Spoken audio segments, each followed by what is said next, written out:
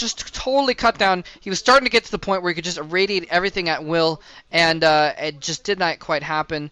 Hoejja, on top of things, rebuilt that Defiler Mound very, very quickly, but I don't think he has Consume upgraded yet. Otherwise, we would have seen some Defilers in play, and things would be very different. Fantasy's managed to get that third base up. Sorry for hitting my microphone there if it made a big jolting sound. I apologize. More Scourge in play as well, but yeah, Fantasy was just starting to get to a really bad for Hoejja, rather, position with his Science Vessel count, and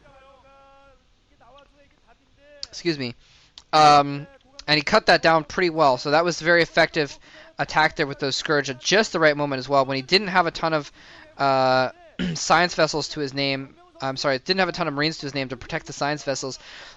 Fantasy's almost at 3-3 upgrades, though.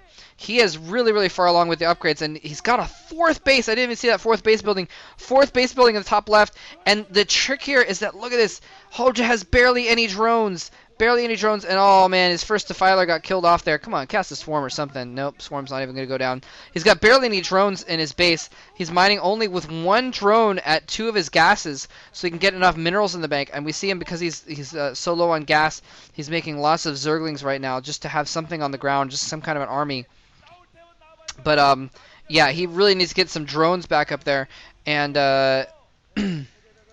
and I just had to pause the game for like 5-10 minutes there, so I don't know what I was in the middle of saying when I was talking before. But anyway, things are starting to look really bad for Hoejja here. He is at these just 4 bases and not very good drone saturation. That may have been what I was talking about before, actually, come to think of it. Oh, losing all those Zerglings. Oh no, he needs to get Defiler, and then he needs to get Swarm down. He does get a Swarm down. He needs to make sure he doesn't lose those Zerglings running out of the Swarm, though. More Zerglings coming in from the other side. If he can do a sandwich maneuver with some Swarms, it might be epic. Oh no, the Marines are able to run out the bottom. But man, that is a crap load of Zerglings. Tons of Zerglings in there. They must have the crack upgrade as well. But it's a Swarm. Another Swarm goes down. Those Marines are just falling back and falling back and falling back, and they've got more places to fall back to. Hoejja is letting him fall back, and oh, that's disgusting. Look at that disgusting pool of Zergling blood. So many Zerglings dying on the edge of that ramp there. He just did not get one more Swarm down. If he'd gotten that one more down, he would have forced him up the ramp into those Lurkers, but instead, Hoejja, I think, has lost the game at this point, because now he's going to lose this 4th base at the bottom right. There's not really a whole lot he can do about it. And in the meantime, Fantasy has switched over to higher tech units. He's got mines, massive minefields around to prevent the counterattack. Oftentimes there'll be a lurker counterattack. And Hoejja just does not have... He's just making tons of Zerglings. Crap loads of Zerglings here. Just trying to save up his gas, I guess. For maybe some Ultralists or something. Oh, we got a racer going on. Oh, no. He cannot afford to lose those drones, but he does anyway. He's lost so many drones. He lost all the drones at his bottom right, all the drones at his mid right. He's still mining his main and his natural expansion, but he's really in tough shape. A single Scourge is going to run in there. Wow. Kind of pathetic attempt there. Single Scourge running in. Science Vessel's melting the drones at his natural expansion. He's only mining at his main here. And again, Hoejja is only not GGing because it is the grand finals, and if he has any chance of pulling off some miracle, he's going to try for it. But actually, at this point, he's probably just sitting there crying in his booth. Is the reason why. Oh, massive drop, massive counter drop. Actually, that's what he was hoping for. Do one last hurrah, running in with Scourge and killing off a bunch of vessels as well. So he is actually going to be able to get a lot of revenge kills here. It's not going to be enough because his main is all he has left. But a massive drop, nicely done, with a ton of Zerglings and some Swarms as well. But Firebats just being pumped like crazy out of those barracks are going to hold things off. Now he's going to GG. There's the GG. Yeah, he was just hoping that by some miracle that drop would, last dish drop would somehow, somehow manage to, you know, equalize things or force Fantasy to, you know, swallow his gum and choke or something. I don't know what he was hoping for there. But anyway, Fantasy taking a win. Fantasy and Best, the 2 wins now for for SKT1. KT Rolster taking wins from Bisu and Kanata. and S2 via Stats, Violet, and Tempest in that order. Anyway, so it is going to go on to a Game 6. Game 6, and everything is going to be riding on that 6th game.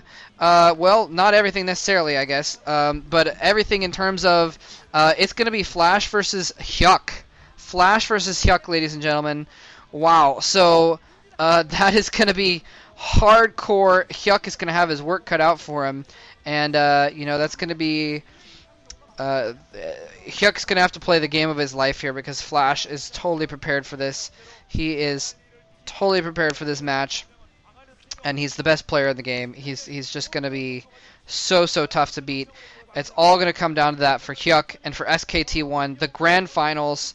I'm going to see you at. That's all there is to it. So I'll see you guys in Game 6. I'm going to let it. There's a few minutes left of video, so I'll let the video run. I'm not going to say anything else, but I'll let the video run in case you guys want to see the footage of the the players being sent out and stuff like that. Anyways, take care. Thanks for watching.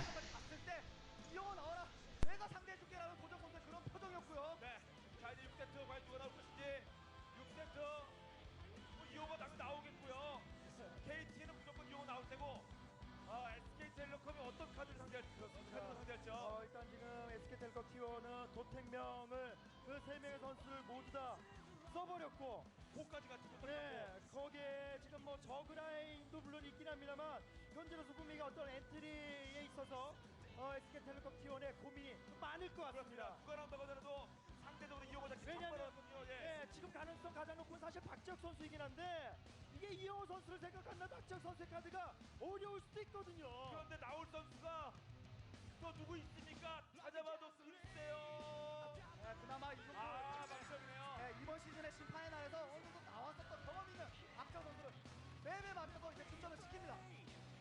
박지혁. 그런데 문제는 박지혁 선수가 정기력을 잘 싸웠고 포스트들은 아쉬운 점이 있었다고 하더라도요. 근데 문제는 KT 여기서 끝내겠다. 오늘 결승전도 끝내고 10년의 지구도 끝내고 새로운 시대를 열어가겠다.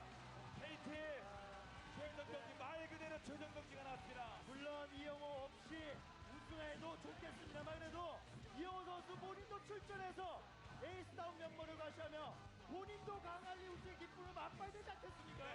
자, 물론 이영호가 얼마나 이겼다는 것이 아니겠습니다만 진짜 SK텔레콤 박지혁 선수가 깜짝하게 이영호만 잡아주면 바로 에이스 결정전까지 이분이 하고 그러면 도재욱이나 아니면 광안리에서 잘한 정재훈이나 이영호 잡을 수 있습니다. 그렇죠. 어느 정도 그 역전 시나리오는 아무도 예상하지 못한 어느 한 곳에서 시작하는 게 거의 대다수거든요. 그런 부분을 볼 때 박지혁 선수 뭐 이번 포스트 시즌에서 심판의 날면 SK텔레콤이 거의 전패했던 맵이거든요. 6전 전패했던 맵. 더군다나 상대전적 뭐 객관적인 데이터 어떤 부분에서 이영호보다 나은 점이 하나가 수 없는데 이런 상황에서 박지혁이 해내자면 SK텔레콤 좋은 상황을 만들 수 있는 겁니다. 그렇습니다. 자, 이영호 선수 부담이 큽니다. 본인이 지면 본인 안경이 더 넣어야 된다는 거 알고 있거든요. 이거 큰일나는 겁니다. 박지혁을 잡고 후원을 미리 그 싹을 제거해야 돼요. 그렇습니다. 정말 에이스 결정전까지 끌고 가는 기회, 물론 한 세트에 더 여유가 있다고 하더라도 바로 이어져서 경기를 펼쳐야 되기 때문에 천하의 이영호도 수많은 결승전을 해본 이영호도 광안리 무대에서의 1패 이후의 출전, 이거 부담스러울 수 있죠. 그렇습니다. 테란전 10회전 승의 도재욱 그리고 광안리에 바닷바람 맞고 자란 정재훈까지 그렇다면 이영호의 결승전 절대 승리를 약속할 수 없거든요. 이영호 6세트에서 마무리 짓지 않으면 KT의 준우승의 역사가 10년에서 11년으로 1년 더 연장될 수 있습니다. 여러분께서는 다시 한번 마지막